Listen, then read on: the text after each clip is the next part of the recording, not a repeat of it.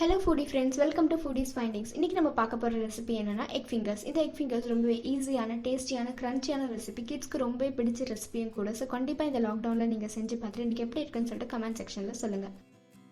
இதுக்கு தேவையான பொருட்கள்: எக்ஸ் வேணுன்ற அளவு எடுத்திருக்கேன், சோயா சாஸ், உப்பு, bread crumbs, cornflour, tomato sauce, மிளகாய் தூள், மஞ்சள் தூள், கடலை மாவு, எண்ணெய்.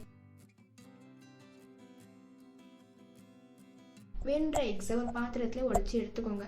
எக்ஸ் ஒயிட் அண்ட் எல்லோவையும் நல்லா மிக்ஸ் ஆகிற மாதிரி நல்லா பிளெண்ட் பண்ணி அடித்து எடுத்துக்கலாம்.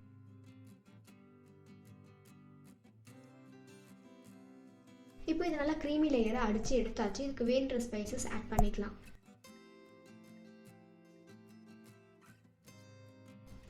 ஒரு டீஸ்பூன் அளவு மஞ்சள் தூள், ஒரு டேபிள் ஸ்பூன் அளவு மிளகாய் தூள், உப்பு வேணுன்ற அளவு ஆட் பண்ணி நல்லா அடித்து எடுத்துக்கலாம்.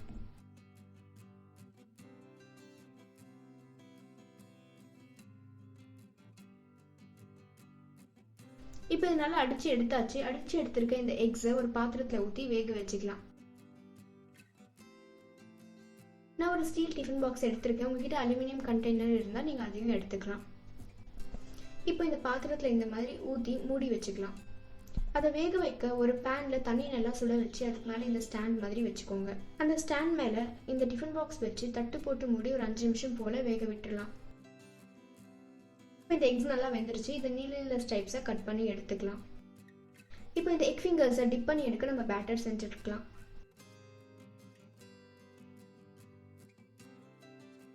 அதுக்கு ஒரு பவுலில் 2 டேபிள் ஸ்பூன் அளவு கடலை மாவு, 1/2 டேபிள் ஸ்பூன் அளவு கார்ன்ஃப்ளவர், 1/2 டேபிள் ஸ்பூன் அளவு மஞ்சள் தூள், 1 டேபிள் ஸ்பூன் அளவு மிளகாய் தூள், உப்பு வேணுன்ற அளவு ஆட் பண்ணி தண்ணி சேர்த்து நல்லா கலந்து அடித்து எடுத்துக்கோங்க.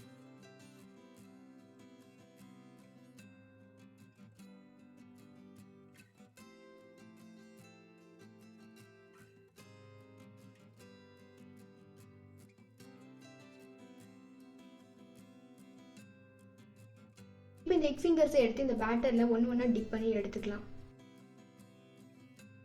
டிப் பண்ணி எடுத்துருக்க இந்த எக் ஃபிங்கர்ஸை செகண்ட் லேயர் பிரெட் கிரம்ஸில் போட்டு கோட் பண்ணி எடுத்துக்கோங்க.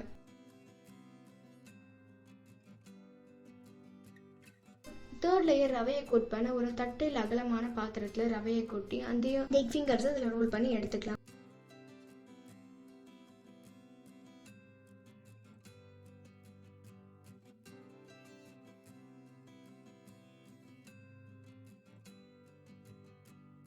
இதே மாதிரி எல்லா எக் ஃபிங்கர்ஸையும் ரோல் பண்ணி எடுத்துக்கோங்க. இப்போ இந்த எக் ஃபிங்கர்ஸை பொரிச்சு எடுத்துக்கலாம். அதுக்கு ஒரு பேனில் எண்ணெயை ஆட் பண்ணி பொரிக்கிற அளவு சூடு வந்ததுக்கப்புறம் ஒரு எக் ஃபிங்கர்ஸை ஆட் பண்ணி பொரிச்சு எடுத்துக்கோங்க.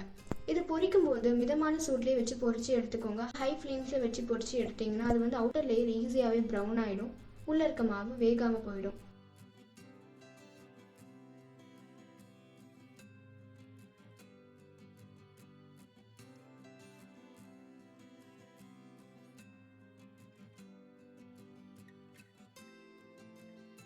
நல்லா ப்ரௌன் கலரில் ஆகிடுச்சு. இப்போ இந்த எக் ஃபிங்கர்ஸை நம்ம எடுத்துடலாம்.